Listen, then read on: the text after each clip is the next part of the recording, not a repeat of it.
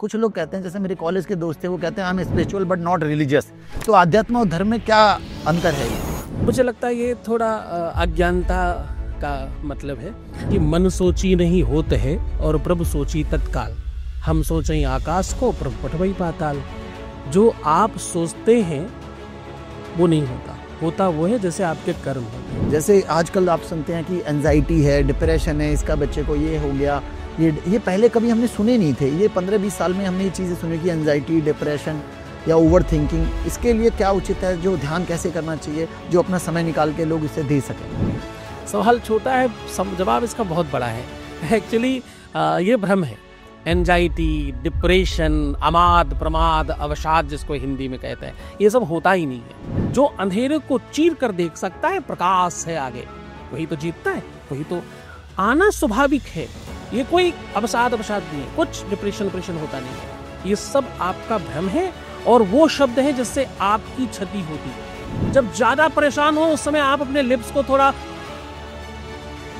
और खूब मुस्कुराइए। आप सोचिए, ओह माय गॉड, ये भी मौसम मिला है। गुरु कुम्हार सिख कुंभ है, घड़ी घड़ी मारत ऊट, अंदर हाथ संवार देत और बाहर मारत चोट। वो धीरे धीरे चोट कर रहा है, शनि शनि आपका निर्माण कर रहा है। तो गुरु वो है जिसमें ये सब लक्षण हैं। देखिए, पिता बनने के लिए बहुत कुछ नहीं चाहिए।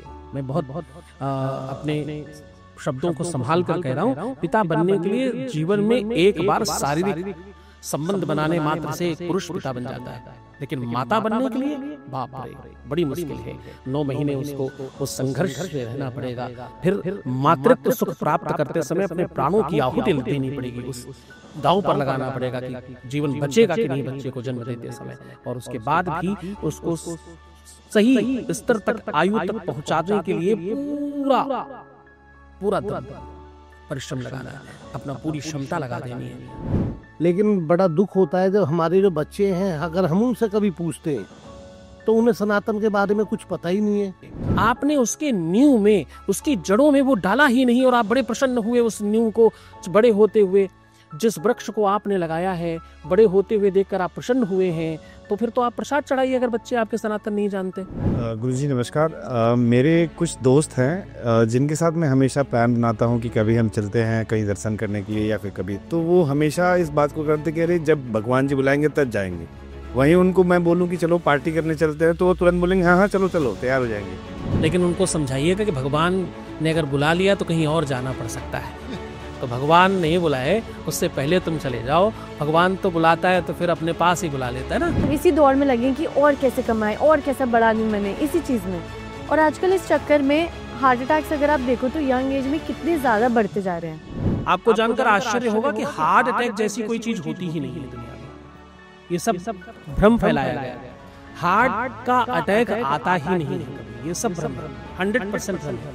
और उस भ्रम के कारण आप उस भ्रम में जी रहे हो, इसलिए वैसा आपका शरीर रिएक्ट करता है। चाहे विद राखे राम ताही विद रहिए, सीताराम सीताराम सीताराम कहिए, जाही विद राखे राम ताही विद रहिए। यही सबसे बड़ा मंत्र है, यही सबसे बड़ा सूत्र है और ये सबसे बड़ा ध्यान है। इससे ज्यादा कुछ नहीं। बाकी आप सीखने जाओगे तो सालों लगेगा, पर इसको सीख लिया, ये कुछ सेकंड्स की लाइन है, लेकिन जीवन पूरा निकल सकता है इसके सहारे।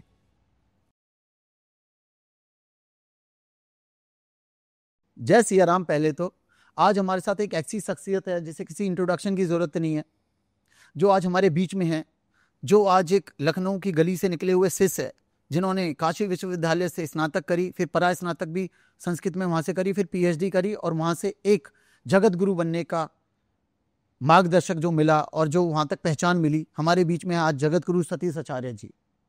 स्वागत है गुरु जी आपका। बहुत आभार, बहुत धन्यवाद। आपने मेरे इस धर्म यात्रा के संदर्भ को अपने मंच पर साझा किया, इसके लिए आपका बहुत धन्यवाद, आभार।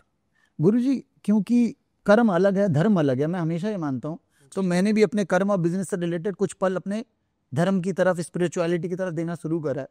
तो उससे रिलेटेड हम आपसे एक चीज़ पूछना चाहते हैं गुरुजी, जो आपकी जर्नी रही एक शिष्य, कभी आपने पहले सोचा था आप एक जगत गुरु बनेंगे, या आपका क्या सपना था, आप कैसी आपकी जर्नी हुई, थोड़ा उसके बारे में बताएंगे? ये मुझे लगता है कि मन सोची नहीं होत है और प्रभु सोची तत्काल। हम सोचें आकाश को प्रभु पठवई पाताल। जो आप सोचते हैं वो नहीं होता, होता वो है जैसे आपके कर्म होते हैं। जिस प्रकार से आप जीते हो, जो आप जमा करते हो आप वही निकाल सकते हो। आपने अगर बैंक में 1000 रुपए डालें तो आपको 1000 रुपए प्लस उसका ब्याज मिल सकता है। आपकी एक्सपेक्टेशन हो सकता है 1 लाख रुपए की हो, 2 लाख की हो, 4 लाख की हो, पर वो आपको मिलेगा नहीं। ये कर्म का ऐसा चक्र है जो भाग्य बनकर आपको प्राप्त होता है। तो ये मैंने तो क्या सपने में भी कभी नहीं सोचा था कि मुझे विश्व का सबसे बड़ा पद, दुनिया का सबसे बड़ा पद, वर्ल्ड का सबसे बड़ा पद संतों महंतों में मुझे प्राप्त होगा। मैंने स्वप्न में भी कभी सोचा नहीं था। बहुत ही बढ़िया, ये हमारे लिए सौभाग्य की बात है। पहले तो गुरुजी आप यहाँ पे आए। गुरुजी, एक सर्कल होता है, हमेशा कहते हैं कि हर बार एक युग चेंज होता है, पर इसमें ये नहीं पता पहले कौन आया, मुर्गी आई, अंडा आया, क्या आया। तो एक द्वापर युग, सतयुग, कलयुग, त्रेता युग, ये कैसी जर्नी है, इसके बारे में थोड़ा विस्तार से बताइए। ये जर्नी बिल्कुल वैसा ही है जैसे आप रात्रि और दिन को देखते हो। पहले दिन आता है। हमेशा जीवन किसी भी व्यक्ति का सुख से प्रारंभ होता है, हम सुखों की अपेक्षा करते हैं। परमात्मा ने जब युग बनाया तो सबसे पहले सर्वश्रेष्ठ युग का निर्माण किया, जिसमें समूचे संसार में प्रभु नीति हो, ईश्वर नीति हो। लेकिन जब आप कुछ बहुत बेहतर बनाने की ओर चलते, अगर आपने बहुत सारे दूध से घृत निकालना, घी सर्वश्रेष्ठ औषधि है, सबसे बढ़िया वस्तु है, तो जब आप दूध से घी निकालने की तरफ चलेंगे तो आपको छाछ भी प्राप्त होगी, इससे आप इतर भाग नहीं सकते। तो जब आप सतयुग, द्वापर, त्रेता बनाएंगे तो उसमें से छाछ रूपी कलयुग भी निकलेगा, ये आपको मानना पड़ेगा। इसमें पहले और बाद में कुछ नहीं है, वो सब उसी सोपान का एक उसी रास्ते के सब पगडंडियां हैं, उसी के पड़ाव हैं। ये बनाया तो फिर ये बनता है। बच्चा जब जन्म लेता है तो फिर वो उसकी बाल्यावस्था है, फिर युवा अवस्था है, फिर वृद्धावस्था है। अब इसमें बड़ा ट्रिकी है कि वृद्धावस्था पहले है या बाल्यपन पहले है। तो सामान्यतः लोग कहेंगे बाल्यपन पहले, पर बाल्य कोई पैदा ही तब होगा जब कोई बूढ़ा मरेगा। तो वो ऐसा सोपान है कि पहले और बाद में आप कह नहीं सकते। ठीक है, समझाने के लिए आप कह सकते हो भाई पहले सतयुग है, फिर द्वापर है, फिर त्रेता है, फिर कलयुग है, लेकिन इसका कोई, ये पूरा ऐसा कमल का पुष्प है, गुलाब का पुष्प है कि कौन सी वाली पंखुड़ी इसकी पहली है, ये कह पाना बड़ा मुश्किल है। आध्यात्मिक तौर पर तो टफ है ये। अच्छा, आपने अध्यात्म की बात करी गुरुजी, तो इसमें बड़ा एक कॉन्ट्राडिक्टेड है। कुछ लोग कहते हैं, जैसे मेरे कॉलेज के दोस्त थे, वो कहते हैं I am spiritual but not religious. तो अध्यात्म और धर्म में क्या अंतर है ये? देखिए, मुझे लगता है ये थोड़ा अज्ञानता का मतलब है। जब हम जानते नहीं हैं किसी चीज को तब तक नहीं मान पाते। धर्म केवल पूजा पाठ, यज्ञ अनुष्ठान, टीका चंदन ये सब नहीं है। धर्म का मतलब होता है कि जब आप अपनी नियति का पालन करें, पति धर्म, पत्नी धर्म, भाई का धर्म, पिता का धर्म, पत्नी का, सारे राज धर्म, कार्य धर्म। जैसे आप व्यापारी हो, आपका व्यापारी का एक धर्म है कि आप जो चीज दे रहे हैं विश्व को वो इतनी बेहतर हो। आपके कोई मुझे खरीदार मिले, उन्होंने कहा कि मैंने जितने में खरीदा था उससे 10 गुना हो गया इतने ही दिनों में। तो ये इसका मतलब क्या हुआ? इसका मतलब ये है कि आपने अपने धर्म का पालन बहुत अनुकूलता से किया है, बड़ी नियति से किया है। आपने स्वयं के लाभ के बारे में पहले नहीं सोचा। तो ये क्या है? ये आपका व्यापारी धर्म है। व्यापारी का धर्म पैसा कमाना नहीं होता। व्यापारी का धर्म केवल ये नहीं होता कि आप केवल आर्थिक व्यवस्थाओं को खींचने लग जाए। व्यापारी का पहला धर्म है कि वो अपने जो यूजर्स हैं, जो उसके अपने चाहने वाले हैं, उसके अपने जो ग्राहक हैं, वो कैसे प्रसन्न हो सके। जब उधर की ओर आप देखते हो, ददाती प्रतिगृहणाति नानित्थै सा प्रसीदति, जब आप देने की परंपरा सोचते हो तो आपको मिलने लगता है। वैसे ही जैसे छोटे बच्चे को आप कहो तो वो फिर आप बदले में आपको आप कहता है। अगर बोलो तू कैसा है तो भी तू कैसा है। बिल्कुल सही बात। तो धर्म इसी का नाम है। धर्म और रिलीजन, ये देश में कोई फर्क नहीं है। आप हिंदू धर्म मानते हो, आप मुस्लिम धर्म मानते हो, आप क्रिश्चियन धर्म मानते हो, आप दुनिया के जितने बुद्ध धर्म है, बौद्ध धर्म है, जितने धर्म है, आप जो भी मानते हो उसकी परंपराओं का पालन करना तो रिलीजन है। ये कुछ अलग थोड़ी है सब बिल्कुल एक जैसा। वो अज्ञानता है, जानकारी नहीं है, तो आप उसको अलग अलग तरीके से बोलते हो। कोई किसी का भाई है, कोई किसी का पिता है। तो गुरुजी इससे रिलेटेड है कि जैसे पदोन्नति होती है, जैसे व्यापार में होती है, ऐसे गुरुओं की भी पदोन्नति होती है। कोई पहले एक कथावाचक होते हैं, कोई शंकराचार्य होते हैं, जगत गुरु होते हैं। कहते हैं सबसे सर्वोच्च पद जो जगत गुरु और शंकराचार्य का है। तो इसमें क्या डिफरेंस है, और शंकराचार्य, जगत गुरु, और ये कैसे सर्व जो पद है ये उचित कैसे प्राप्त होता है? ये बिल्कुल सोपान की तरह, सीढ़ियों की तरह है। जैसे सबसे सबसे टॉप पर जगत गुरु शंकराचार्य होता है, जो शैव लोग हैं यानी शिव के उपासक जो हैं वो शंकराचार्य बनाते हैं। जो वैष्णव लोग हैं, जो संसारियों के गुरु हैं, जो राम कृष्ण हनुमान सीता दुर्गा माता के उपासक हैं, ये सारे वैष्णव माने जाते हैं, ये जगत गुरु निर्माण करते हैं। ये सबसे ऊपर वाली पदवी हो गई। सामान्यतः पहले आप साधु होते हैं अथवा सन्यासी होते हैं, शैव वाले सन्यासी और सामान्य वाले जो वैष्णव के हैं वो साधु। पहले आप सामान्य साधु होते हैं, पहले आप सामान्य सन्यासी होते हैं, फिर आप एक मठ के पुजारी होते हैं, फिर आप मठ के मठाधीश होते हैं, फिर मठांतरों के आप मठाधीश होते हैं, फिर आप 101 मठों के, फिर 108 मठों के। तो ऐसे बढ़ते बढ़ते बढ़ते बढ़ते ये जगत गुरु तक पहुंचते पहुंचते 2700 सीढ़ियां हैं। क्या बात है, क्या बात है। तब जाकर के आप लास्ट में जगत गुरु या शंकराचार्य बनते हैं।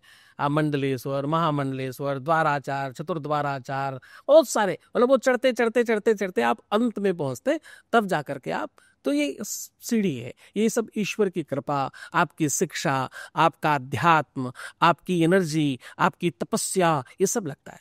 अच्छा गुरुजी, इससे रिलेटेड एक है, जो आजकल हमारी जनसंख्या बढ़ती जा रही है, पॉजिटिव साइड देखें तो यह है कि जो हमारी जनसंख्या, उसमें जो सबसे ज़्यादा जनसंख्या है वो यूथ की है। यूथ धर्म या स्पिरिचुअलिटी की तरफ बहुत कम है एज कंपैरेटिवली, क्योंकि सोशल मीडिया ने उसको कहीं ना कहीं लोगों से अलग कर दिया है। तो आज जैसे आर्टिफिशियल इंटेलिजेंस का ज़माना है, चैट जीपीटी का ज़माना है, ग्रॉक का ज़माना है। इसमें पहले होती थी ना 90s की किड, हमारी माएँ हमारे पीछे रहती थी कि दिन में बाहर रहता घर में। यहाँ आजकल की माएँ कहते तू थोड़ा बाहर भी जा, नहीं तो फ़ोन में लगा रहता है। ऐसे बड़े मीम वायरल होते हैं जी। तो इन लोगों का मन शांत नहीं है, कैसे ये जुड़ सकते हैं? या इसके लिए जैसे आपने कहा सन्यासी होना जरूरी है किसी धर्म या स्पिरिचुअल को फॉलो करने के लिए, या वो गृहस्थ जीवन होकर भी इसका पालन कर सकता है? नहीं, मुझे लगता है कि सबसे ज्यादा तो आनंद आपके गृहस्थ जीवन में ही है। सबसे बड़ा भक्त कौन है, सबसे बड़ा त्यागी कौन है, सबसे ज्यादा परिश्रमी कौन है, और सबसे बड़ा आध्यात्मिक कौन है? संसारी। क्यों? क्योंकि वो घर में, परिवार में, बाल बच्चों के साथ सारे व्यापार कारोबार सब संभालते हुए परमात्मा को याद करता है। छोटी सी कहानी है, एक बार ब्रह्मा विष्णु महेश सब बैठे थे, उसमें नारद जी वीणा बजाते हुए आए, बोले मैं सबसे बड़ा भगत हूँ। भगवान ने कहा नहीं, तुम सबसे छोटे हो। बोले हैं, मैं कैसे छोटा हूँ? मैं तो भगवान का भजन करता हूँ, 24 घंटे उनका ही नाम लेता हूँ और तो कुछ करता ही नहीं। बोले नहीं, तुम सबसे छोटे हो। अब नारद जी को लगा ये तो बड़ा गड़बड़ हो गया। बोले आप परीक्षा ले लो मेरी, मैं सबसे बड़ा निकलूंगा। तो भगवान विष्णु ने एक कटोरा दिया तेल का, पूरा ऊपर तक भरा हुआ था। बोले इसको हाथ में पकड़ो और संसार का चक्कर काट के जल्दी से आ जाओ, बस ध्यान रहे ये गिरना नहीं पाए, एक भी बूंद इसका छलक नहीं जाए। अब भैया नारद जी चल पड़े, चक्कर वक्कर काट के वापस आए काफी दिनों बाद। भगवान ने पूछा इसमें का कोई एक भी बूंद छलका, कुछ गिरा? बोले नहीं नहीं नहीं, पूरी कोशिश की है, एकदम छलकने नहीं दिया मैंने। सही से आए? हाँ। पूरा चक्कर काटा? बोले हाँ। मेरा नाम कितनी बार लिया? बोले नाम लेने का समय कहाँ था, सारा ध्यान तो इस पे लगा था कि छलक नहीं जाए। तो बोले आप एक कटोरा नहीं संभाल पाए, एक कटोरे में आप भूल गए मेरा नाम लेना। संसारियों के तो हाथ में, पैर में, सर में, पीठ पे, चारों तरफ कटोरे हैं। बेटा है, बेटी है, पत्नी है, माँ है, बाप है, भाई है, दोस्त है, परिवार है, रिश्तेदार है, नातेदार है, समाज है, संसार है, इतनी कटोरे उनके हाथ में है और सब तरफ उसका ध्यान है कहीं कोई कटोरा छलक नहीं जाए, कहीं कोई रिश्ता खराब नहीं हो जाए, कोई बुरा नहीं मान जाए, किसी को खराब नहीं लग जाए। वो फिर भी मेरा नाम लेता है, वो फिर भी मेरा भजन करता है, तो वो सबसे बड़ा हुआ ना। तो मुझे लगता है वो सबसे बड़े है। सबसे बड़ा गुरुजी इसमें ये भी है कि आजकल ना लोगों के मन शांत नहीं होते, तो ध्यान कैसे किया जाए? जैसे आजकल आप सुनते हैं कि एंजाइटी है, डिप्रेशन है, इसका बच्चे को ये हो गया, ये पहले कभी हमने सुने नहीं थे। ये 15-20 साल में हमने ये चीज़ें सुनी कि एंजाइटी, डिप्रेशन या ओवर थिंकिंग, इसके लिए क्या उचित है, जो ध्यान कैसे करना चाहिए, जो अपना समय निकाल के लोग इसे दे सकें? सवाल छोटा है, जवाब इसका बहुत बड़ा है। एक्चुअली ये भ्रम है। एंजाइटी, डिप्रेशन, अमाद, प्रमाद, अवसाद जिसको हिंदी में कहते हैं, ये सब होता ही नहीं है, ये सब भ्रम है। ये कतई 100% वो भ्रम है जिसको आपने ही जन्म दिया है, आप ही पाल रहे हैं और आपने ही मान रखा है। बचपन में माएँ कहती थी सोचा चुपचाप चुपचाप बाहर देख, पकड़ने वाला आया है, बाहर वो शेर आया है, कुत्ता आया है, बिल्ली आई, ये आया, वो आया। वो होता नहीं था लेकिन आपने मान रखा था। तो आपकी माँ ने भी, उनकी माँ ने भी, उनकी माँ ने भी, और आगे भी आप उसी परंपरा का पालन करते चले आ रहे हैं। था थोड़ी कोई बाहर, पकड़ने वाला सच में थोड़ी था। तो ये वो परंपरा है, वो मानसिकता है जो थोप दी गई, हमने मान लिया। अब जरा सा कुछ हुआ, क्या है यार, डिप्रेशन फील हो रहा है। What is the meaning of depression? होता क्या है ये भ्रम है, मन का स्वभाव है कभी कभी परेशान हो जाना। कभी जो शरीरधारी लोग हैं, जिनका शरीर जमीन पर टच होता है, जो धरती से अर्थ प्राप्त करते हैं, आपका पैर जमीन पर जब आप रखते हैं तो आपको उसका कनेक्शन प्राप्त होता है। जो धरती पर पैर रख रहा है उसके साथ में थोड़ा विचलन होना, थोड़ा कभी कदार मन अशांत हो जाना, यह स्वाभाविक तत्व है। ब्रह्मांड का नायक स्वयं राम जब इस धरती पर आया और उसकी पत्नी का हरण हुआ, तो वो स्वयं ब्रह्म था, भगवान था, उसको क्या मुश्किल था? आंखें बंद करता, देखता, अच्छा बेटा रावण तुम ले जा रहे हो, तुम्हारी खैर नहीं, रुको एक मिनट, अभी तुम्हारी ऐसी की तैसी करता हूं। पर नहीं नहीं नहीं, जैसी ही पत्नी का हरण हुआ, क्योंकि संसार में है, धरती से अर्थ मिल रहा है उसको, उसका मन बेचैन हुआ। उन्होंने कहा, हे खग हे मृग मधुकर शयनी, तुम देखी सीता मृगनयनी। किनसे पूछ रहे? पत्तियों से, जिनको उन्होंने ये ताकत ही नहीं दी कि पत्ती बोल सके। पत्तियों को ताकत दी क्या उन्होंने ही नहीं दी। और भागे किसके पीछे? सोने के मृग के पीछे। एक लिविंग थिंग्स है, एक नॉन लिविंग थिंग्स है। दोनों कैसे आप समानमय कैसे सोच सकते? नॉन लिविंग थिंग्स कैसे चलेगी भैया? लिविंग थिंग्स चलती है। तो ये शरीरधारी मनुष्य में कभी कभी मन का अशांत होना मन का लक्षण है। कुछ होता थोड़ा ही उससे, थोड़ी देर बाद ठीक हो जाता है। स्नान कीजिए, मस्ती कीजिए, हंसिए और मुस्कुराइए उस समय, और मस्ती कीजिए। जब ज्यादा परेशान हो उस समय आप अपने लिप्स को थोड़ा और खूब मुस्कुराइए। आप सोचिए, ओ माय गॉड, ये भी मौसम मिला है। अच्छा भाई वाह, गर्मी में भी मजा आ जाए। अब शरीर को आप ठीक रखने के लिए क्या करते हो? आप खूब गर्म जगह में, वो क्या आजकल है, सोना बात रक्यू जी क्या बोलते हैं, जकूजी स्टीम सोना, क्या करते हैं उसमें? तो आप करते क्या हो? आप एक विपरीत मौसम में चले जाते हो, उसके अंदर जितनी ऊष्णा हो नहीं सकती उतनी ऊष्णा अपने शरीर को देते हैं, तपाते हो, और आप बड़े खुश होते हो। अच्छा, तो ज्यादा गर्मी हो तो बाहर घूमिए, करेंगे? नहीं। तो वो सोच ही तो है, चिंतन ही तो है, आपको आनंद आ रहा है उस विषमता में भी। उस विषमता में आनंद लेना जीवन का अलौकिक ढंग है। जो अंधेरे को चीर कर देख सकता है, प्रकाश है आगे, वही तो जीतता है, वही तो आना स्वाभाविक है। ये कोई अवसाद नहीं है, कुछ डिप्रेशन होता नहीं है। ये सब आपका भ्रम है, और वो शब्द है जिससे आपकी क्षति होती है। सोचना ही नहीं है ऐसा कुछ होता है। जब परेशान हो तो समझना एक नया रिसर्च है। बढ़िया भोजन के साथ मिर्च मिली है, चबा के खाओ, कुछ नहीं होता। बहुत बढ़िया बात। आनंद लीजिए, उस आनंद के बाद आगे निकलेंगे, सुख मिलेगा। गुरुजी, तो जब हम बचपन में थे तो हर किताब में पढ़ाया जाता था, जैसे 5 उंगली समान नहीं है, तो ऐसे एक श्लोक था कि गुरुर ब्रह्मा गुरुर विष्णु गुरुर साक्षात महेश्वरा। तो गुरु को ही हमने फॉलो करा। माँ के बाद जो सबसे ज्यादा हम भी लोग मानते हैं, गुरु को मानते हैं। पर आजकल की जनरेशन में वो गुरु को इसलिए नहीं फॉलो करे, कई बार नेगेटिव पॉजिटिव कुछ गुरु ऐसे भी आए जिनका पास्ट में अच्छा एक्सपीरियंस नहीं रहा। तो गुरुओं की सही पहचान किया कीजिए, क्योंकि आजकल वृंदावन, अयोध्या, ऐसी जगह जहाँ भी जाते हैं वहाँ पे हर गली में एक ना एक गुरु हैं। तो इसमें सही पहचान कैसे की जाए? ये गुरु अच्छे हैं, ये गुरु कैसे हैं? आपके प्रश्न में ही आपका उत्तर है। आप जब ये श्लोक गाते हो, ये इसलिए आपको सिखाया गया था कि आप पहचान कर सकें। गुरु ब्रह्मा है, गुरु विष्णु है, और गुरु महेश्वर है। गुरु ब्रह्मा गुरु विष्णु गुरु महेश्वरा, और गुरु साक्षात परब्रह्म है। तस्मै, इसलिए उसको तस्मै श्री गुरुवे नमः प्रणाम क्यों करना है? क्योंकि वो ब्रह्मा है। ब्रह्मा क्या काम करता है? ब्रह्मा करता है सृष्टि का निर्माण। ब्रह्मा जी क्या करते हैं? सृष्टि का निर्माण करते हैं, सबको बनाते हैं। पेड़ पौधे, कंदराएं, हिमालय, नदी नाले, कूप तड़ाग, सबको किसने बनाया? ब्रह्मा जी ने बनाया। हमको किसने बनाया? ब्रह्मा जी ने बनाया। तो गुरु कैसा चाहिए? गुरु ब्रह्मा जैसा चाहिए, जो हमारे अंदर की सृष्टि, ये तो बाहर वाली सृष्टि बन गई, अब अंदर वाली सृष्टि कौन बनाएगा? हमारे अंदर के कूप तड़ाग और नदी नाले पर्वत पहाड़ जो अंदर है, उनको कौन बनाएगा? उनको गुरु निर्माण करेगा। आपकी सृष्टि का निर्माण करता है, जो आपके स्वभाव को, आपके नेचर को, आपके व्यक्तित्व को, आपकी रहनी को, आपकी निजता को, आपकी स्वयमेवता को जो निर्माण करता है वो गुरु है। आपको कौन सिखाता है कि लेट कर प्रणाम करना है? कौन कहता है झुक जाइए? कौन कहता है शंखपति होने के बाद भी झुकिए, नमन कीजिए, प्रणाम कीजिए? कौन सिखाता है? गुरु सिखाता है। तो गुरु सृष्टि निर्माण करता है। कौन कहता है कि तुम थोड़े से पैसे में अभिमानी मत हो जाना? कितने अच्छे कपड़े पहनना हो, गुरु आए तो लेट जाना सामने तत्काल। ये कौन सिखा रहा है? ये गुरु सिखा रहा है। गुरु बताता है तुम तो सामान्य रहे ना, तुम तो और भी ऊपर जाने वाले हो, तुम तो बहुत बड़े होने वाले हो। आपका पूरा का पूरा नेचर चेंज करता है, कहता दान करो, थोड़ा थोड़ा गरीबों पे भी रहम करना। ये सब कौन सिखा रहा है? गुरु सिखा रहा है। तुम्हारा पूरा नेचर चेंज कर देता है। और फिर दूसरा विष्णु है, पालन करना सिखाता है, पाल्य बनाता है आपको। जब आपकी सृष्टि का निर्माण होगा, आप एजुकेटेड हो जाओगे, आप शिक्षित हो जाओगे, आप संपन्न हो जाओगे, आप सामाजिकता सीख जाओगे, तो फिर आप पाल्य हो जाओगे विष्णु की तरह। फिर वो विष्णु की तरह आपको सिखाता है विष्णु बनना, कि लक्ष्मी कैसे कमाना है, कैसे धनवान बनना है, कैसे पाल्य बनना है, कैसे तमाम लोगों को। अब आप आज क्या हो? आप विष्णु हो गए। आप कितने लोगों को आपकी वजह से पल रहा है। ये मनुभूमि आज कई हजार लोगों को जीविका दे रही है ना। तो ये क्या हुआ? पालन पोषण शुरू हो गया ना।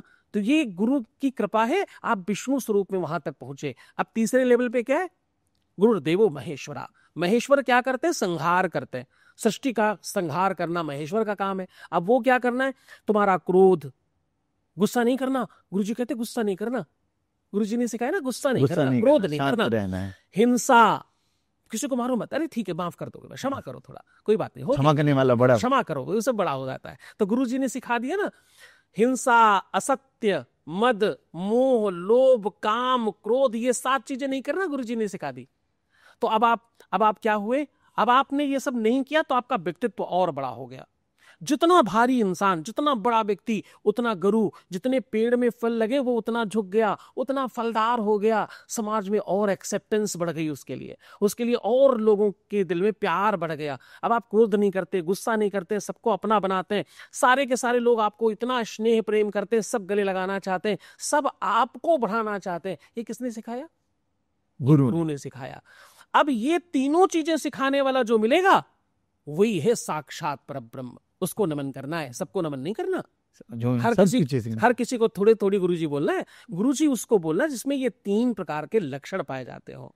जो ज्ञान देता है, जो शिक्षा देता है, जो सृष्टि निर्माण करता है, जो अंदर से चेंज कर देता। हम कल कुछ और थे, आज कुछ और हो गए। कल कुछ अलग तरीके से सोचते थे, कल हमने ये सोचा ही नहीं था कि कभी कान से देखते हैं लोग। पूरी दुनिया में लोग कान से देखते हैं। गुरुजी आए, कान में फूंके, बोले देखो दुनिया कान से देखती, आंख से नहीं देखती। लोगों को सिखाओ कान से नहीं, कान से देखना है। इसके ऊपर मैंने भी बोला तो ये कौन सिखा रहा है? ये गुरु धीरे शनै शनै वो आपके ऊपर प्रहार कर रहा है। गुरु कुम्हार कुंभ है, गड़ी गड़ी मारत ऊट, अंदर हाथ संवार देत और बाहर मारत चोट। वो धीरे धीरे चोट कर रहा है, शनै शनै आपका निर्माण कर रहा है। तो गुरु वो है तो इसमें ये सब लक्षण हैं। वो वृंदावन हो, मथुरा हो, काशी हो, कहीं भी। गुरुजी इसके पीछे भी एक स्टोरी, आपने मनु भूमि का नाम लिया, तो मनु क्या है? इसके ऊपर बहुत ब्रेनस्टॉर्मिंग सेशन करा, मंथन करा हमने कि क्या नाम रखा जाए। अच्छा, मनु मोनू सेम थे जी, एक ये था। और एम नाम, तो एम मेरे लिए लकी था, तो मैं चाहता था कि एम नाम से हो। भूमि क्योंकि we are into land development. तो जो ऋषि मनु थे, क्योंकि राम जी की जो मदर है उन्होंने 85 ईयर्स ओल्ड लेडी, उन्होंने कहा ऋषि मनु ने ही सृष्टि की रचना करी। ब्रह्मा जी के जो पुत्र, उन्होंने इसकी रचना करी, वहां से ये नाम आया ऋषि मनु। तो मनु भूमि वहां से स्टार्ट हुआ, आपके आशीर्वाद से। बहुत बढ़िया। ये असल में हम सब क्या है? मनुष्य हैं। और मनुष्य का मतलब होता है मनु की संतान। मनु और शतरूपा इस सृष्टि के पहले पुरुष और स्त्री हुए, जिनसे ये पूरी सृष्टि का निर्माण हुआ, जिससे पूरी दुनिया बनी। इस दुनिया को बनाने वाले, सबको बसाने वाले, सबको घर मकान दुकान व्यवस्था करने वाले। तो मनु भूमि, मुझे लगता है ये आपके अंदर जो मानस आया, ये जो आपके अंदर विचार आया, ये भी परमात्मा की, ईश्वर की और आपके पुण्यों की, आपके माता पिता के संस्कारों का ये स्रोत है, जिस कारण से आपके मन में ये भाव आया। इसे भी मैं गुरुजी बिल्कुल सोफिस्टिकेटेड बोलना चाहूंगा कि मैं पर्सनली सबसे कहता हूँ कि फादर और गुरु बार बार नहीं बदले जाते। तो दूसरा कृष्णा फाउंडेशन है जो गुरुजी, तो मेरी मदर का नाम कृष्णा है, तो लगा था कि एक ऐसी चीज करें। एक मॉस्लो थ्योरी पढ़ी थी मैंने। मैस्लो थ्योरी क्या कहती थी कि सर 5 एक पिरामिड में 5 चीजें होती हैं। जब आपका धीरे धीरे आप ग्रो करते हो सने सने करके, तो पहले बेसिक फूड्स होता है, जिसमें आप अपना देखते हो कि छत हो, घर हो, फिर उसके पीछे भागते हैं जो फूड, शेल्टर, वाटर। फिर उसके बाद कहते हैं यार सेल्फ एक्चुअलाइजेशन, कि हमें अब तक हमने कितना अचीव करा। फिर सेल्फ एस्टीम, कि हमने सोसाइटी के लिए क्या करा। तो हमें सोसाइटी की तरफ भी एक अग्रसर करना चाहिए। मेरा मानना ये है, उसी के स्वरूप प्रारूप एक फाउंडेशन का वो करा, ट्रस्ट का, कि जिसमें हम अपने हाथों से किसी तक पहुंचाए। तो आपको क्या लगता है इस फाउंडेशन के थ्रू ये सही हमने निर्णय लिया, या ये जो मैस्लो थ्योरी सही है, या सब ऐसे बकवास है, क्या है? नहीं, मुझे लगता है कि ये जो प्रकल्प है इस प्रकार का जो विचार है, ऐसा सोच लेना ही आपको बहुत बड़ा बना देता है। जब आप दाता बनते हो, ये तो सोपान है ना धीरे धीरे ऊपर जाने का। सोपान कहते हैं हिंदी में सीढ़ी को, सीढ़ी को सोपान कहा जाता है। वो सीढ़ी है जिससे आप ऊपर की ओर बढ़ते हो। दान करना, लोगों के लिए मदद के लिए आगे आना, इस प्रकार का विचार रखना, अगर हर मनुष्य अपने माता पिता के लिए, माँ के लिए, पिता के लिए, और मुझे लगता है देखिए आप सबसे ऋण हो सकते हो, माँ के ऋण से ऋण नहीं हो सकते। तो इस तरीके का काम आपको करना ही चाहिए ताकि आप उस मात्र ऋण से मुक्त हो सके। मात्र ऋण से मुक्त होने के बाद आप और श्रेष्ठ होते हैं, और बहुत बड़ी बात बड़े है, हो जाते हैं, बहुत आप और बहुत विशाल हो जाते हैं। क्योंकि देखिए पिता बनने के लिए बहुत कुछ नहीं चाहिए।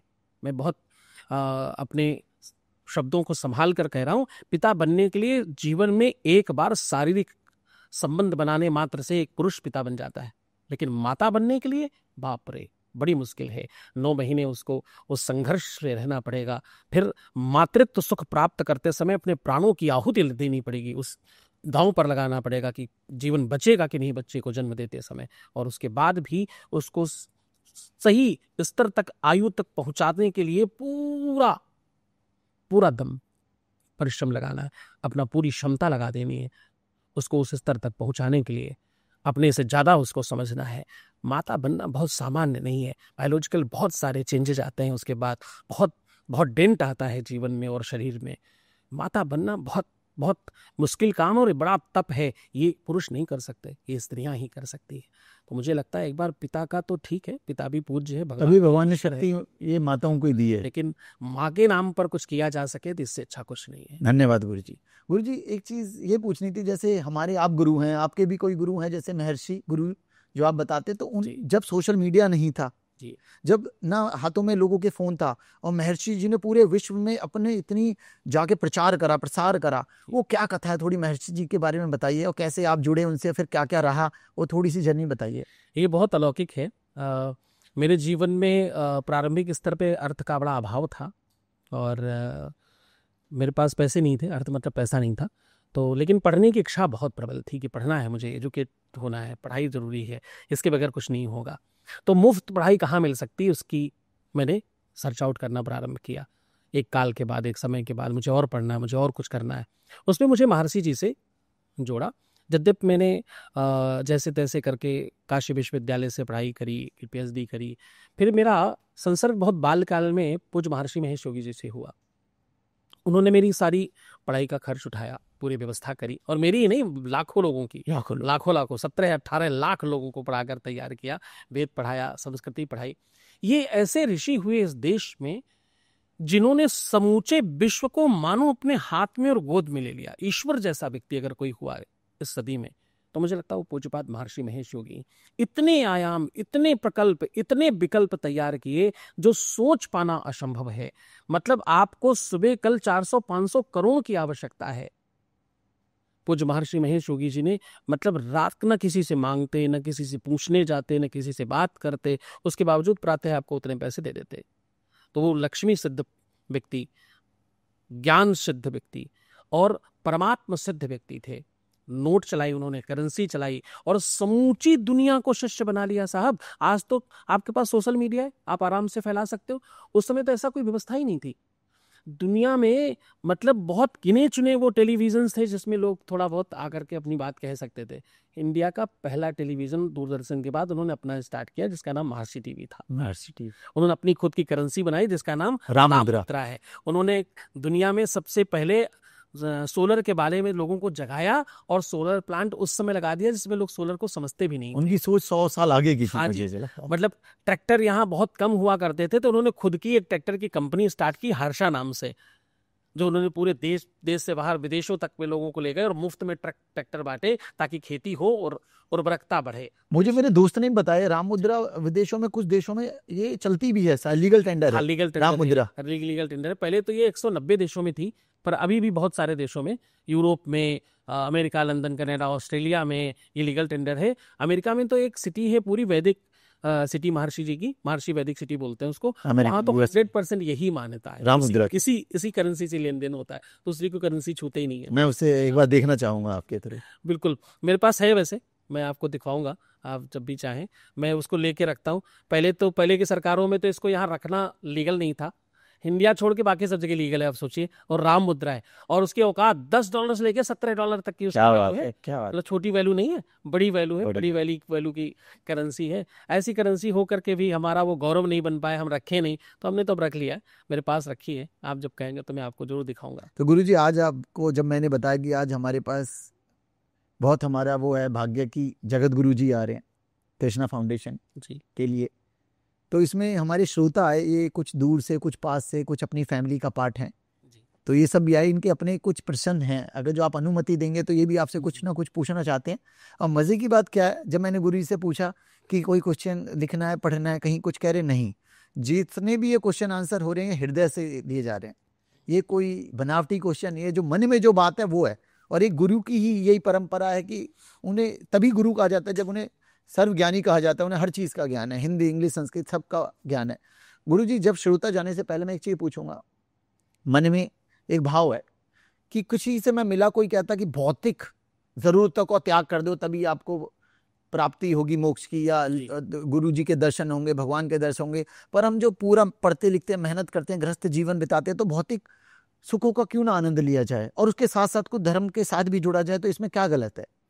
मैं आपके दोनों प्रश्नों का जवाब दे रहा हूँ। पहले जैसे आपने पूछा कि भौतिक सुखों में क्या तकलीफ क्या है, उसे त्यागना क्यों है, जिसको पाने के लिए वो समूचा विश्व भाग रहा है उसे त्यागना क्यों है।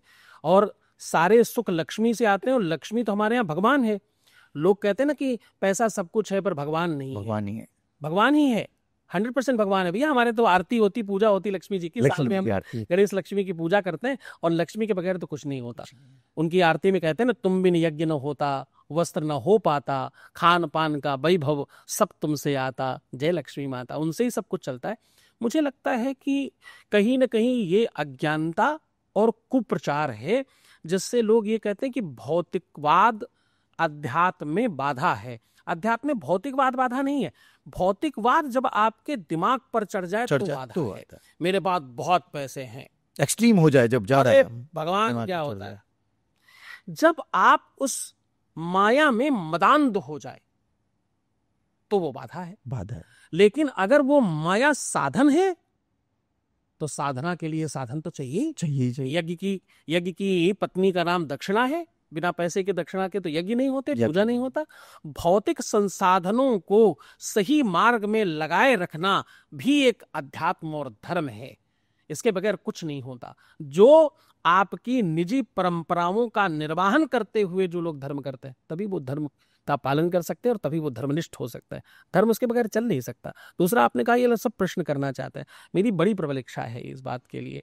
दुनिया में जितने ग्रंथ हैं, वेद, पुराण, उपनिषद, यहाँ तक कि जो सबसे व्यापक ग्रंथ है गीता, जो समूचे विश्व में एक्सेप्टेंस है जिसको लेकर के, उस ग्रंथ में क्या है पता है आप लोगों को? उसमें क्या है? उसमें प्रश्नोत्तरी है। एक कोई प्रश्न कर रहा है और दूसरा कोई उत्तर दे रहा है। अर्जुन प्रश्न करते जा रहे हैं, भगवान उसको उत्तर देते जा रहे हैं। तो प्रश्नोत्तरी है, पर प्रश्नोत्तरी का एक बड़ा नियम है। उस नियम का पालन करते हुए प्रश्नोत्तरी करना चाहिए।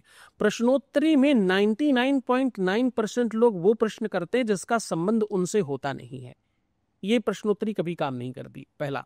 दूसरा, प्रश्नोत्तरी में 99.9% लोग वो प्रश्न करते हैं जिसका उत्तर उनको खुद को पता होता है, मालूम होता है, या गलत ही सही पर पता होता है।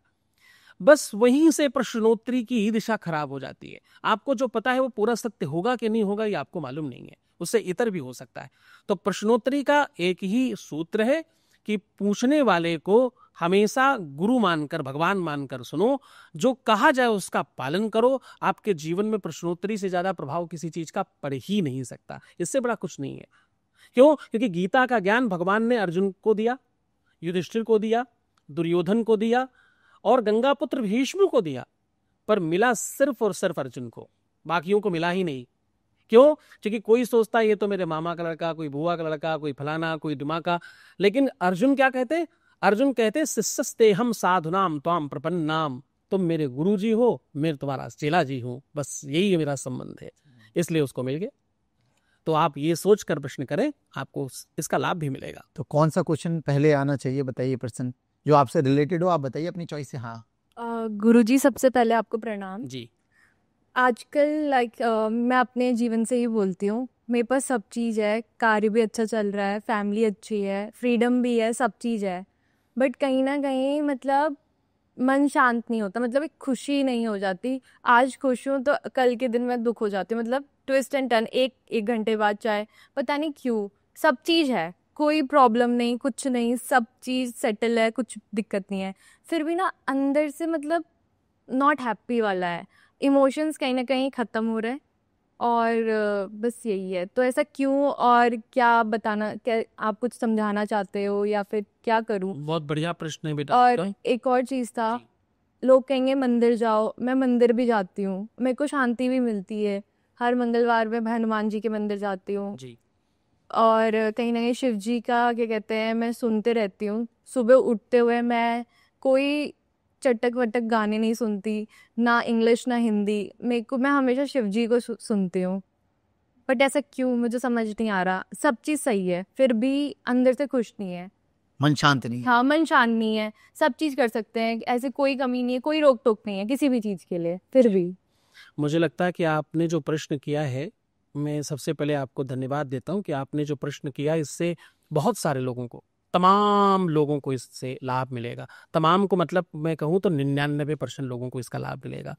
आप जो कह रहे हो, ये आज के यूथ की सबसे बड़ी समस्या है। इसके जवाब में सबसे पहले एक मैं प्रश्न करूं आपसे कि आप मुझे पहले ये बताओ कि नदी के किनारे अगर टूट जाएं तो क्या होगा? नदी के किनारे अगर टूट जाए, हट जाए, तो फ्लड आ जाएगा, बाढ़ बहने आएगी, लगेगी सब चीज़। बाढ़ आएगी, आसपास के गांव बह जाएंगे हाँ जी, और आसपास का जीवन अस्त व्यस्त हो जाएगा। सही। हाँ, हाँ सही है। सही है। पर नदी के किनारे अगर बंधे हों तो इसमें नदी की गरिमा घटती है या बढ़ती है? बढ़ती, सुंदरता बढ़ती। बढ़िया किनारे बने, बढ़िया सीढ़ियां बनी है, बढ़िया दिव्य घाट बना है, अच्छा सुंदर सा तट बना हुआ है, इसमें बुराई थोड़ी, ये तो अच्छी चीज है। बस यही तुम्हारे प्रश्न का जवाब है। जब आप ये कहते हो कि मुझे बहुत फ्रीडम है, अतिशय फ्रीडम नदी के किनारों को तोड़ देती है, फिर आसपास भूचाल आता है, बवंडर आता है, बाढ़ आती है। नदी के किनारे जितने बंधे हुए हों उतनी वो सुसज्जित लगती है। मन क्या है? चंचल। मन प्रवृत्ति का नाम है। मन कोई आपका अंग नहीं है।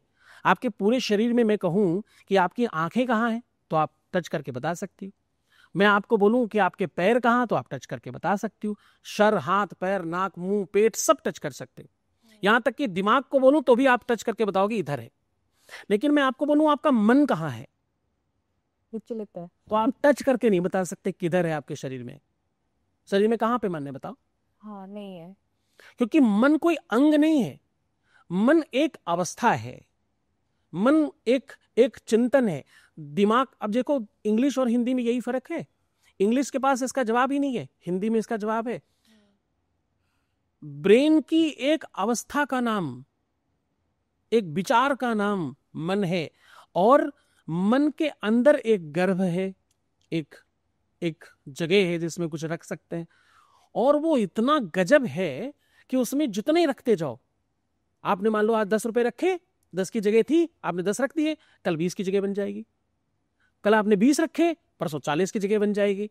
पेट की तरह आपको पता है कितना भोजन करना चाहिए कि इंसान को जीवित रहने के लिए? आपका मन भरने से कम, मात्र 1 मुट्ठी। इतना जो बताया गया, इतना सा। आपके लीवर का साइज कितना बड़ा है? छोटा सा। 1 मुट्ठी। हर व्यक्ति की मुट्ठी बनाओ, उसका लीवर उतना ही बड़ा है। यानी अब उसके अंदर तो उतनी चीज आनी चाहिए, पर अपन क्या करते? ठूसते जाते, भराते जाते, गुब्बारे की तरह फुलाते जाते, फिर हम लोगों की तरह पेट यहां आ जाता, वो गुब्बारा फूल के इधर पहुंच जाता है। ऐसे ही मन है, जितना देते जाएंगे, जितना ही करते जाएंगे, ब्रे करते वर्धति एव नित्यम, रोज बढ़ रहा है, रोज देते जाइए, देते जाइए। आज मन ने कहा रसगुल्ला खाना है, दिया हमने। काश काला जाम भी खाने को मिलता तो यार अलग रहता, और अच्छा होता। इसके लिए श्लोक है, रात्रिर्गमिष्यति भविष्यति सुप्रभातम् भास्वान देशति हसति पंकजश्री इत्थम विचिद्यवतकोपवते दुरेफे हा हंत हंत ललनी गजबुच्चहारा। मन क्या है? मन वो नदी है जिसके किनारे बांध दीजिए, अन्यथा क्या होगा?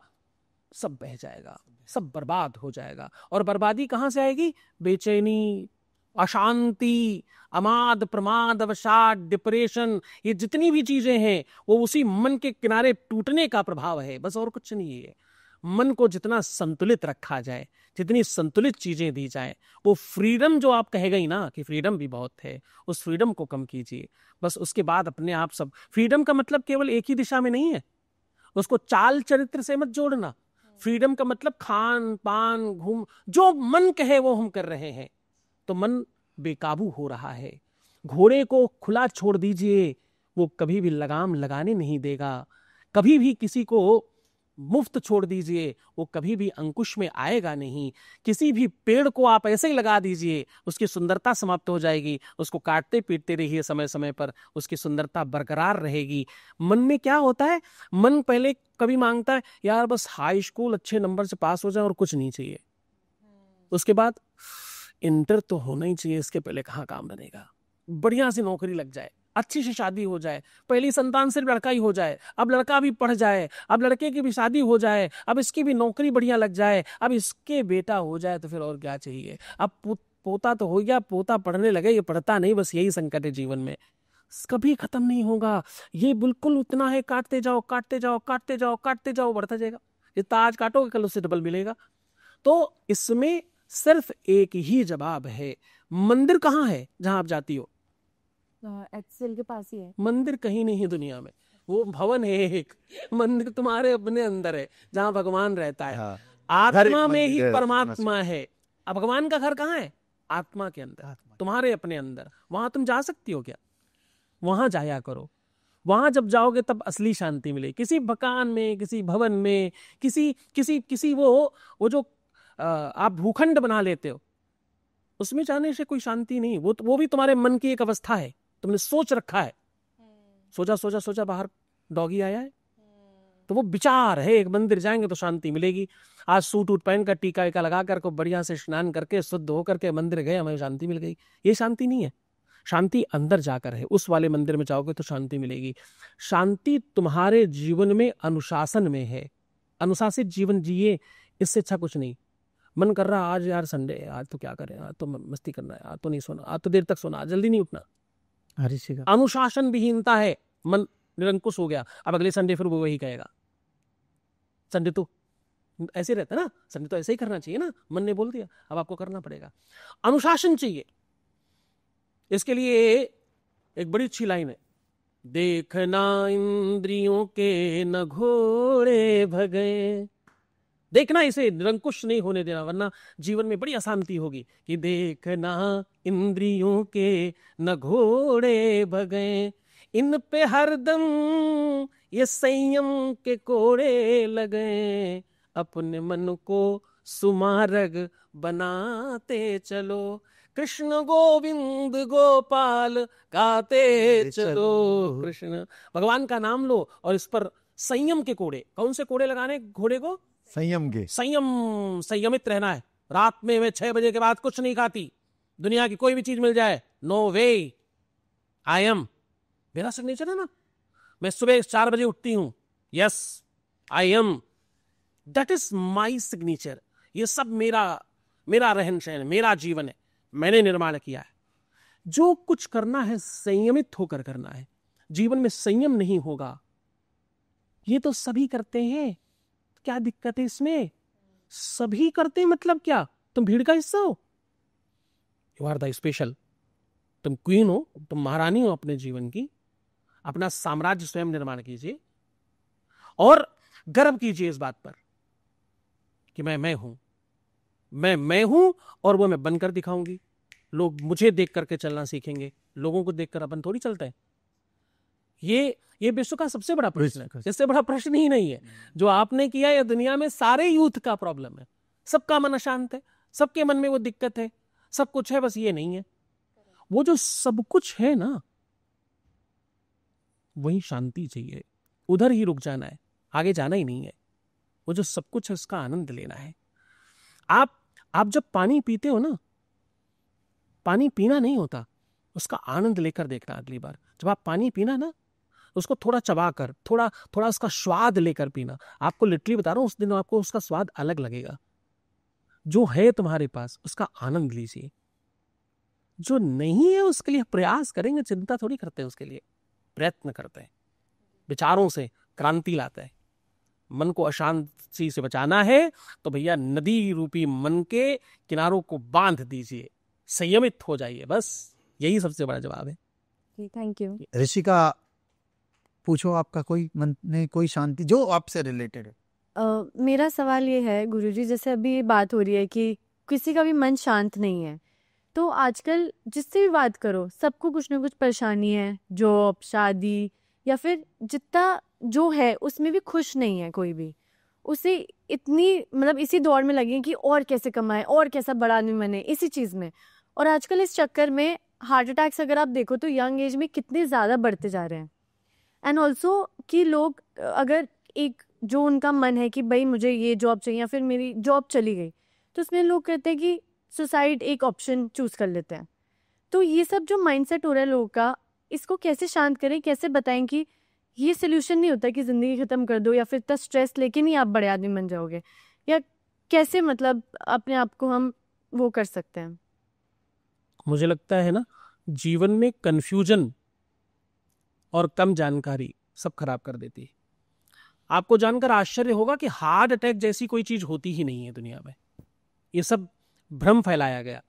हार्ट का अटैक आता ही नहीं है कभी, ये सब भ्रम है, 100% भ्रम है। और उस भ्रम के कारण आप उस भ्रम में जी रहे हो, इसलिए वैसा आपका शरीर रिएक्ट करता है। आपकी जानकारी के अनुसार आपका शरीर रिएक्ट करता है, जो आप जानकारी रखते हो। इस पे एक रिसर्च हुआ विदेश में। एक व्यक्ति को मृत्युदंड दिया जाना था, उसको माननीय न्यायालय से प्रार्थना पत्र देकर के उस पर रिसर्च किया गया। रिसर्च करते समय उसको यह कहा गया कि तुझे कल नहीं आज मृत्युदंड दिया जाएगा, और आज के मृत्युदंड में तुझे फांसी नहीं चढ़ाएगी, एक अलग तरीके का सर्प है, ये काटेगा और इससे तू मरेगा। उसको सामने बिठाया गया, उसके सामने वो सांप लाया गया। सांप से रिलेटेड पूरी पिक्चर दिखाई गई, एक मूवी दिखाई गई कि सांप ये कैसे काटता है, इसके जहर की क्या क्वालिटी है, ये किस स्पीड से शरीर में फैलता है, नशों में कैसे जाता है, और ये ब्रेन में जाके कैसे ब्लास्ट करता है, और कितने सेकंड में आदमी मर जाता है। अच्छा, उस इंसान को पूर्ण बिलीव था कि मुझे तो मरना ही है, आज नहीं कल मरना है, मुझे तो मृत्युदंड देना ही है। और ये जिस तरह बता रहे हैं, ये सांप तो सबको पता है, सांप काटेगा तो इंसान मरेगा ही। उसकी पूरी कहानी, पूरी स्टोरी बताई गई, सब कुछ दिखाया गया। एक नियम होता है कि मरने वाले की आंख बंद कर दी जाती है, उस पर पर्दा डाल देते हैं, काले कलर का एक ऊपर से डाल देते हैं, एक लिफाफे जैसा पहना देते हैं, एक कवर डाल देते हैं। उसको कवर डाला गया, सांप उसके सामने छोड़ा गया। जैसे सांप उसकी तरफ चलने लगा, उसको कवर डाल दिया पीछे खड़े व्यक्ति ने। जैसे ही कवर डाला वैसे सांप हटा लिया। बगल में खड़े हुए व्यक्ति ने 2 हाथ में सुई ली हुई थी, उसने वो चुभा दी वैसे ही जैसे सांप ने काटा हो। उसे पूर्ण विश्वास था इस बात का कि सांप ने मुझे काट लिया। वो उतने ही सेकंड में मर गया जितने सेकंड में मरना था उसको। अच्छा, ये आश्चर्य सबको बहुत आश्चर्यचकित करने लगा कि बड़े कैसे हुआ, सुई लगाई और सांप मर गया। सुई टेस्टेड थी, नॉर्मल सुई थी, बाकायदा उसकी जो ट्रीटमेंट किया जाना होता था वो सब करके आई थी, उसके बावजूद वो आदमी मर गया। अब उसका पोस्टमार्टम किया गया कि ये कैसे हुआ, पता लगाओ कैसे मर गया ये आदमी। पोस्टमार्टम जब आया तब तो सारे के सारे रिसर्चर्स के दिमाग खराब हो गए। उसके शरीर में वही जहर पाया गया जो उसी सांप का था। जिस सांप के बारे में बात हुई, जिस सांप को दिखाया गया, जिस सांप के बारे में पटकथा बताई गई, उसके शरीर में वही जहर पाया गया और उसी से मृत्यु हुई उसकी। तो रिसर्च में यह पाया गया कि दिमाग ने वही जहर बना लिया शरीर के अंदर। शरीर में आपकी वो ताकत है, वो क्षमता है। ये हार्ट अटैक के बारे में इतना प्रचारित कर दिया गया है, जरा से घबराहट हुई अब तो हार्ट अटैक आ गया, ये मुझे मर ही गए। वो वही सुई से मर रहे हैं लोग, सर्प से नहीं मर रहे, कोई हार्ट अटैक नहीं हो रहा है। तो सबसे पहले तो ये 100% ये भ्रम, ये कंफ्यूजन समाप्त करने लायक है संसार से कि किसी को भी हार्ट अटैक से मृत्यु हो सकती है, ऐसा कुछ होता ही नहीं है। ये सब मेडिकल साइंस का और मेडिकल के लोगों का ये कालाबाजारी है, ये सब सत्यानाशी है। इससे बचो, इसको जागरूक करो लोगों को, ये 100% गलत चीज है। पहला तो जवाब ये हुआ। दूसरा, आप जब कहते हो कि लोग असंतुष्ट हैं, अपने जीवन में। जो प्राप्त है वो पर्याप्त नहीं लगता, जो नहीं प्राप्त है उसकी तरफ होड़ है कि ये और पाना है। गरीबी और अमीरी जैसा कुछ होता नहीं है। आपके पास लाख रुपया है और आपकी जरूरत 50,000 की है तो आप 50,000 से अमीर हो गए। आपकी जरूरत 1.5 लाख की है, आपके पास 1 लाख है तो आप 50,000 से गरीब हो गए। तो जो शॉर्ट हुआ आप उतने से गरीब हो गए। आपके विचारों में जरूरत कितने की है? काम 10,000 में भी चल सकता है। आप बढ़िया घर में विशुद्ध रोटियां बनाकर खाइए, स्वाद, शरीर की लाभ, जीवन में बेहतरी, सब कुछ उसमें है, कम पैसे लगते हैं। उसी आटे से बने हुए पिज्जे को खाइए, बहुत पैसे लगते हैं, स्वास्थ्य के लिए भी नुकसानदेह है, लेकिन स्टेटस सिंबल है, हम पिज्जा खाते हैं। तो वो जो कुप्रचार है वो आपको गरीब कर रहा है। तो गरीबी कहां आई?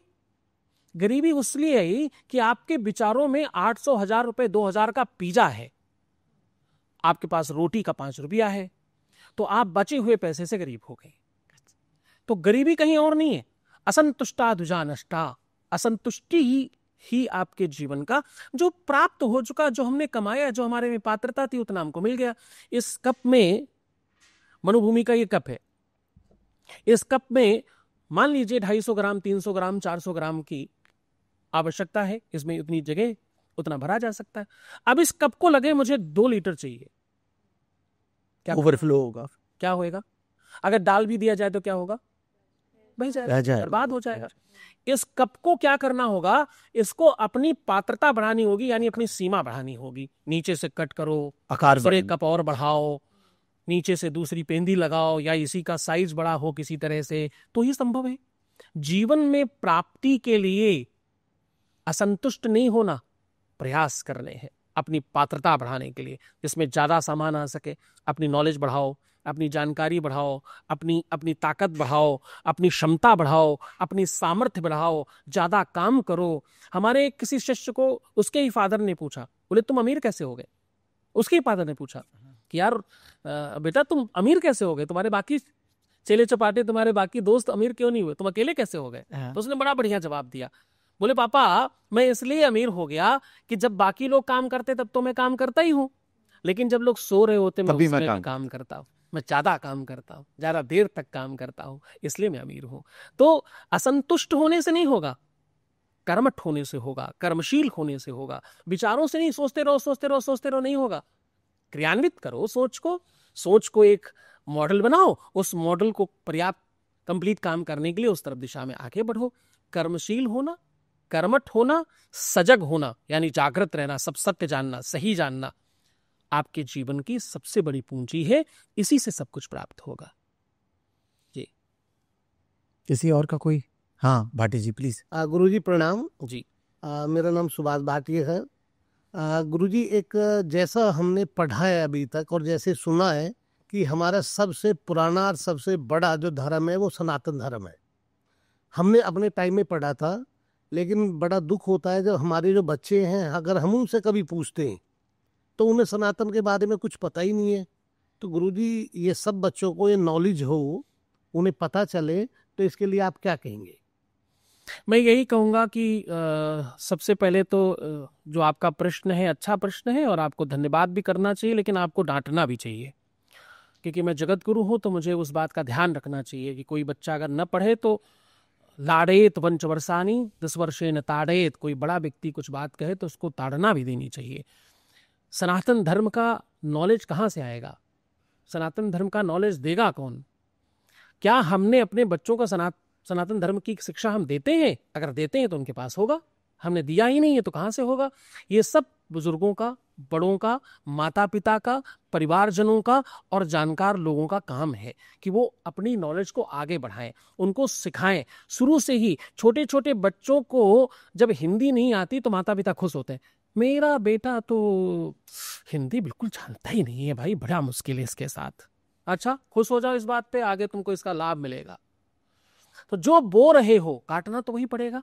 बबूल बोया तो आम कहाँ से होएगा? जो बोया है वही काटना पड़ेगा। कुवैत में पढ़े, इंग्लिश मीडियम में पढ़े, इसमें नुकसान नहीं है। हिंदी नहीं जाने, इसमें 100% नुकसान है। 100% आपने उसके नींव में, उसकी जड़ों में वो डाला ही नहीं, और आप बड़े प्रसन्न हुए उस नींव को बड़े होते हुए।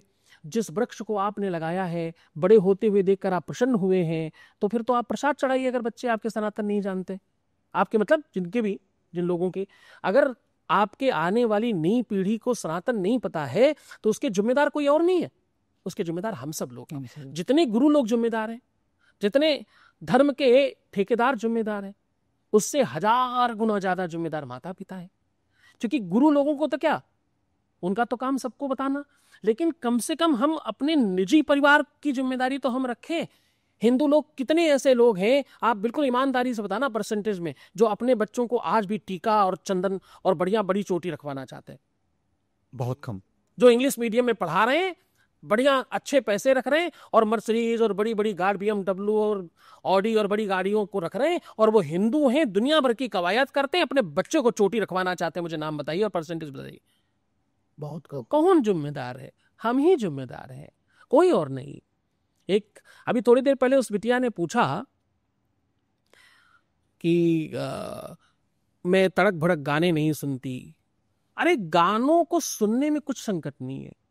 क्या करूं बतूर मैं हूं आदत से मजबूर। हिंदी गाना है ना, मैं हमेशा बोलता हूं कि मैं क्या करूं, मैं तो आदत से मजबूर हूं, कहूंगा जरूर, बोलूंगा जरूर। उसका भाव चेंज कर दो। किसी भी दुनिया के खराब से खराब गाने को आप उठाइए और उसको परमात्मा से जोड़ दीजिए मात्र। आप देखिएगा, उससे बड़ी प्रार्थना नहीं होगी दुनिया में कहीं। किसी भी गाने, जो दुनिया का सबसे बड़ा प्यार का गाना, जो सबसे खतरनाक प्यार का गाना हो, उसको आप सिर्फ भाव चेंज कर दो कि प्रेमी प्रेमिका के लिए नहीं, परमात्मा के लिए, बस। उसके बाद देखिए उसका आनंद। कोई ही गाना, हम तुझे चाहते हैं ऐसे, क्या गाना था वो? मरने वाला जिंदगी चाहता हो जाए। तुझे चाहते हैं ऐसे, मरने वाला कोई जिंदगी चाहता हो जैसे। अरे भोलेनाथ, अरे मेरे शंकर, मैं तुझे चाहता हूं ऐसे। तो क्या हुआ? भाव बदला, सब बदल गया। नजर तो तेरी बदली, नजारे बदल जाएंगे। कुछ और चीजों की आवश्यकता नहीं, केवल नजरिया चाहिए। दूसरे की जय से पहले खुद को जय कहो। खुद की जय कर। हम अपने आसपास की व्यवस्था को हम सुधारेंगे, तब सुधरेगा जग। तब सुधरेगा जब हम सुधरेंगे। हम सुधरेंगे तो जग सुधरेगा। हम सब संकल्प कर ले, हम कसम खा ले, हम अपने बच्चे को चोटी रखाएंगे, बढ़िया से सिखा रखवाएंगे। क्यों नहीं रख सकते भाई? इसमें क्या दिक्कत है? इसमें क्या संकट है? इसमें क्या तकलीफ है? इसमें कौन सा स्वैग समाप्त हो रहा है और इसमें कौन सा फैशन समाप्त हो रहा है? पीछे चोटी रखने में, फैशन में क्या संकट है? लेकिन है, स्टाइलो नहीं लगेगा, हेयर कटिंग खराब होगी। तो साहब वो तो हम वही रहे हैं ना, हमारी चाहत कुछ और है। वो एक और सॉन्ग था ना, वो चाहता कुछ और है, वो मैं चाहता कुछ और। हाँ, वो क्या सॉन्ग था? आमिर खान की फिल्म। बड़ा सुंदर गाना था। वो चाहता कुछ, तू पसंद है किसी और की, तुझे चाहता कोई और है। तो मतलब हम पसंद कुछ और कर रहे हैं, चाह कुछ और है और कर कुछ और रहे हैं। तो साहब करना पड़ेगा, कर्म वैसे ही करने पड़ेंगे जैसी हमारी चाहत है। सनातन चाहिए तो सनातन बोना शुरू करिए। वो खेती चाहिए तो बुआई करनी पड़ेगी, जो बोगे वही काटोगे पड़ेगा। हाँ, कोई और क्वेश्चन? हाँ जी, विशाखा जी। हाँ। जय सिया राम गुरुजी। जय श्री राम बिटिया रानी। गुरुजी, मेरा ना थोड़ा सा डिफरेंट और एक पर्सनल क्वेश्चन है। हाँ, मेरे घर से ना 2 घर छोड़ के ही मंदिर है, तो वहां पे क्या होता है ना, कुछ टाइम के अंदर भागवत गीता की कथा होती है, जिसमें तरह तरह मतलब अलग अलग गुरुजी आते हैं, कुछ बात सेम भी आ जाते हैं। तो मेरी मम्मी ना इंसिस्ट करती है, जब वो कथा चल रही होती है, कि मिलो उनसे, आशीर्वाद लो। तो उस टाइम पे क्या होता है, जो मतलब जिनको मैं मानती हूँ, जो मेरे गुरुजी है ना, मुझे ऐसा लगता है मैं उनको धोखा दे रही हूँ, मतलब मुझे नेगेटिव सा रहता है मन में। तो वहां जाना सही है या गलत? वाह, बहुत बढ़िया। अब देखो, आपका प्रश्न वैसे बहुत बहुत बढ़िया है। मैं आप सबको पहले तो धन्यवाद दे रहा हूं कि आप लोग जो प्रश्न कर रहे हो वो समाज में न जाने कितने लाखों लोगों को प्रेरित करेंगे। ये बात आपकी इतनी तगड़ी और इतनी स्पेशल है कि अगर हमारा कोई गुरु हो तो दूसरा कोई कभी गुरु मिले तो उसके साथ हम क्या व्यवहार करें। उसको हम प्रणाम करें, नमन करें, वंदन करें, उससे आशीर्वाद लें, तो इसमें क्या दोष है अथवा नहीं। तो मैं आपको एक बात बता रहा हूं, जब आप किसी को गुरु करते हो तो वो आपको ये सिखाता है कि गुरु तारामंडल है। तारामंडल मतलब कौन सा तारा ज्यादा टिमटिमाएगा इसका कुछ पता नहीं, सब एक ही परमात्मा से प्रकाशित है। जितने भी गुरु हैं सब परमात्मा के, ईश्वर की बातें कर रहे हैं। तो जो आए आप सबका आशीर्वाद लो, इसमें कोई आपत्ति नहीं, सबसे मिलो, सबसे आशीर्वाद लो, इसमें कोई धोखा नहीं। गुरु एक हो वो बहुत आवश्यक है। आपकी निष्ठा, आपकी श्रद्धा एक में होनी चाहिए। एक गुरु, एक इष्ट, एक पिता और एक पति, एक धर्म, ये पंच सूत्र हैं जीवन के, जिसमें तुम बहुत बलवान बड़े हो जाते हो। गुरु एक ही हो, जिसको प्रणाम करो उसको यही कहो, मुझे ऐसा आशीर्वाद देना कि मेरे गुरु में मेरी श्रद्धा, मेरी निष्ठा और मजबूत हो, और बलवती हो, और अच्छी हो। पर प्रणाम तो सबको करना है, उसमें कोई दिक्कत थोड़ी। जो पूज्य है, जो श्रेष्ठ है, उनको सबको नमन करो, सबको प्रणाम करो, मानो किसी एक को, ये बहुत अच्छी बात है। ये तो बहुत बहुत आपके लिए सराहनीय आपकी बात है कि आप अपने गुरु को मानती हो, और इतना मानती हो किसी और को सुनना नहीं चाहती, किसी से मिलना नहीं चाहती। ये अच्छी बात है, लेकिन अगर नमन प्रणाम किया जाए तो उसमें कोई दोष नहीं है। वो तो सही बात। हाँ, वो सत्कार है, सत्कार सबका करना, सत्कार सबका करे। कोई और क्वेश्चन? गुरुजी के चरणों में कोटि कोटि वंदन। जी गुरुजी, मैं ये जानना चाहूंगी, जैसे कि मैं जॉब करती हूँ, जैसे हमारे पेरेंट्स ने हमें संस्कार दिए, जी। मुझे ऐसा लगता है मैं अपने बच्चों को उतने अच्छे संस्कार नहीं दे पा रही हूँ, क्योंकि पूरा टाइम ऑफिस का, जब हम जाते हैं कुछ टाइम हमारे पास होता है जो हम बच्चों को दे पाएं, तो उतने से समय में बच्चों को कैसे बहुत अच्छे संस्कार दे सकते हैं, या क्या कर सकते हैं जबकि बच्चे हमारी तरह ही बहुत अच्छे संस्कारों वाले हों? बहुत बढ़िया प्रश्न है। आप जब भी कोई वस्तु खरीदती हैं तो क्या देखती हैं? जैसे मान लो आपने कौन सा मोबाइल रखा हुआ है? आईफोन है गुरुजी। आईफोन, वाह बहुत बढ़िया। क्यों आईफोन इसलिए लिया? क्योंकि आपको उस पर विश्वास है, उस पर फेथ है, वो बहुत अच्छा ब्रांड है, और उसकी रिसर्च ऐसी है कि सालों साल से वो उसने मार्केट में अपनी छवि बना के छवि बनाई। जी। तो जब आपको एक प्रोडक्ट अच्छा लगता है तो आप उसके अच्छे ग्राहक बन जाते हो। तो आपको ये पता है कि आप संस्कारी हो, आप अपने जैसे अपने बच्चों को बनाना चाहते हो। सबसे अच्छा तरीका अपने माँ बाप, अपने सास ससुर को बोलिए उसको पालें। इससे अच्छा आप प्रोडक्ट ऑलरेडी बने बनाए, एक प्रोडक्ट जिसने बना रखा है उसी को दूसरा प्रोडक्ट बनाने दीजिए आनंद से। जीवन में माता पिता के संरक्षण में रहने वाले लोग सदैव लाभ पाते हैं। सास ससुर माँ बाप ही तो है। जिसने तुम्हारे पति को इतना सुंदर, इतना अच्छा स्पेशल बना दिया, वो तुम्हारे बच्चे को भी अच्छा बनाएगा। सास ससुर को साथ रखो, अपने आसपास में बुजुर्गों को रखो। अगर आप काम करने वाली महिला हो, अगर आप दो पैसों के लिए व्यवस्था करने के लिए आप ताकत लगा रहे हो, परिवार को चलाने के लिए और शक्ति बढ़ा रहे हो, तो इसमें बहुत आवश्यक है कि आप नई फसल के प्रति भी उतने ही जागरूक रहें। अपने घर में बुजुर्गों की संख्या बढ़ाएं, चाहे आपके अपने माता पिता हों, चाहे आपके अपने सास ससुर हों।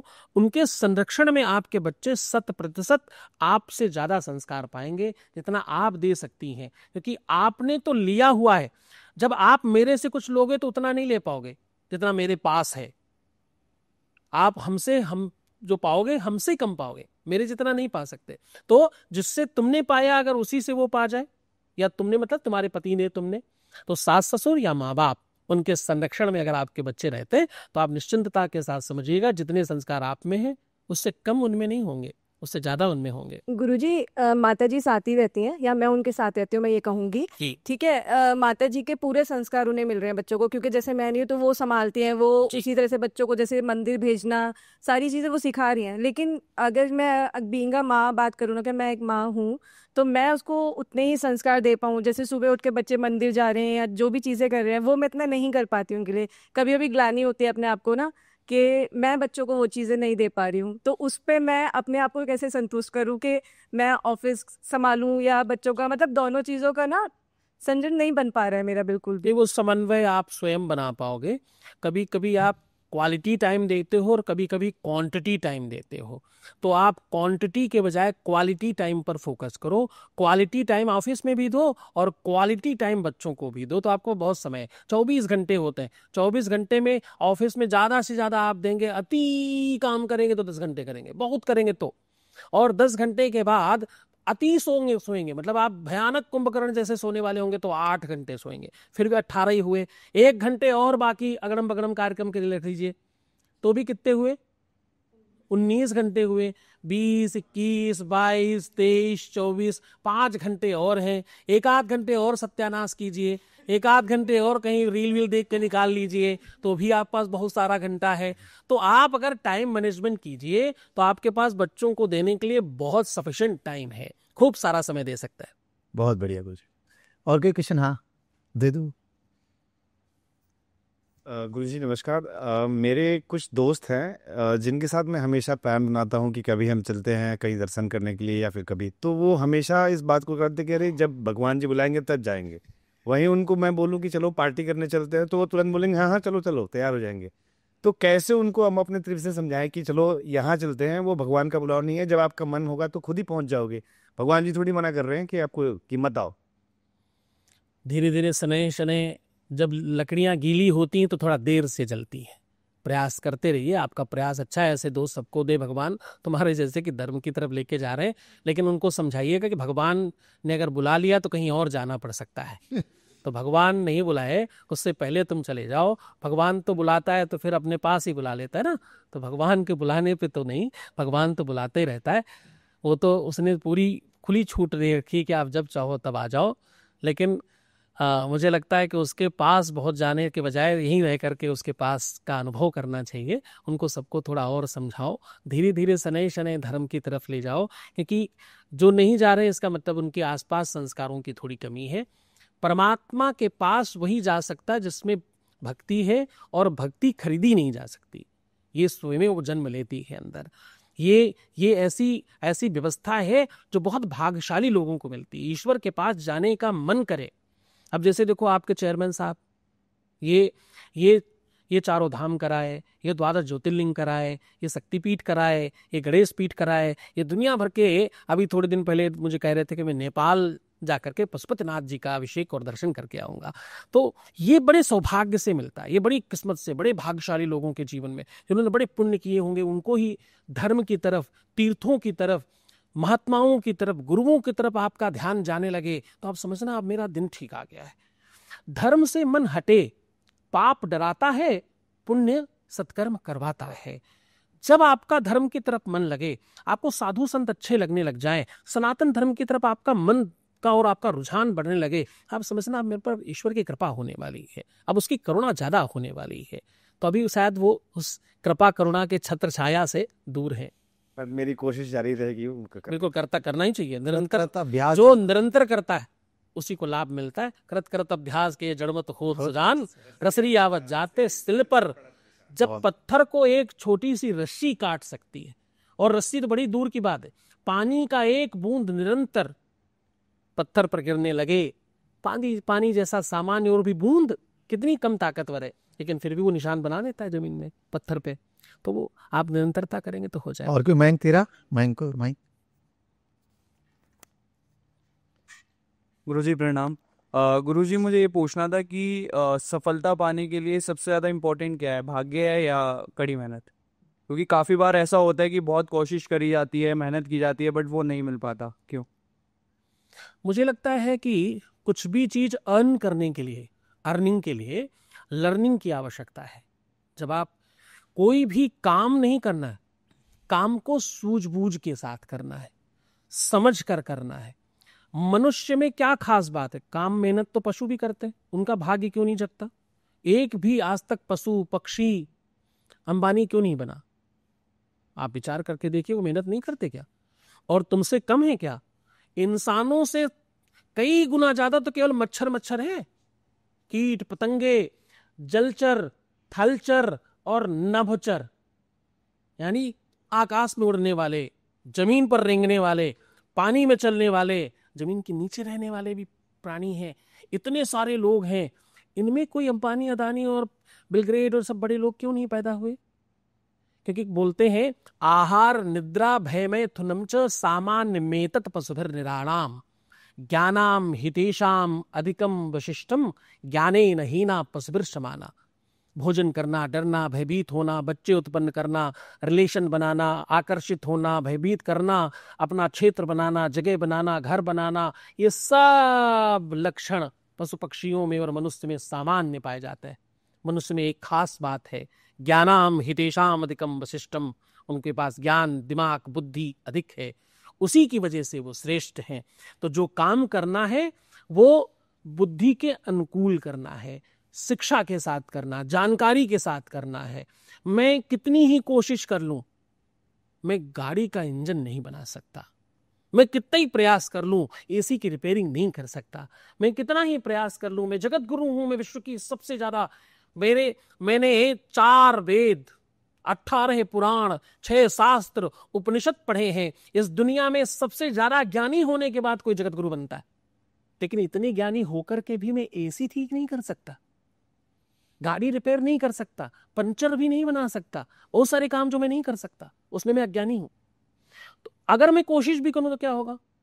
पूरा दिन लगा रहूंगा इंजन में, कभी कुछ नहीं बनेगा। टाइम कितना लगाया मैंने? पूरा दिन। मेहनत कितनी की? पूरी। पर हुआ क्या? कुछ नहीं, डबल जीरो।